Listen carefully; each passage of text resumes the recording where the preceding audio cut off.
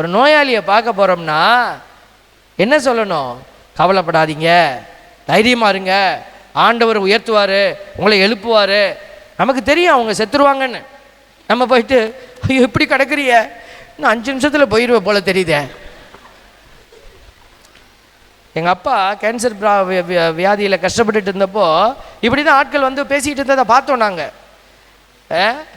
அண்ணே யார்கிட்டையே? அந்த நோயாளிகிட்டேயே. அண்ணே இந்த வியாதி 3 மாதத்துக்கு மேலே தாங்காதுண்ணே. எப்படி இருக்கும் பிள்ளைகளுக்கு எங்களுக்கு வீட்டில் உட்காந்து கேட்குறதுக்கு? நம்ம அந்த மனுஷனை காப்பாற்றி தூக்கி உட்கார வைக்கலான்னு நம்ம போராடிக்கிட்டு இருக்கிறோம். அங்கே போய் நின்றுட்டு இந்த வியாதி 3 மாதத்துக்கு மேலே தாங்காதுண்ணே. இந்த அவர் கூட தான் இருந்தாருண்ணே, 2 மாதம் 1.5 மாதத்தில் போயிட்டாருண்ணே. பாருங்க பிள்ளைகளே, நம்முடைய உள்ளத்துக்குள்ளே இருக்கிறது எது? திரும்பி பாருங்க, அதுதான் வாயிலேருந்து வருது. உங்கள் எண்ணமாக ஓடிக்கிட்டு இருக்குது. இதுதான் நீங்கள்.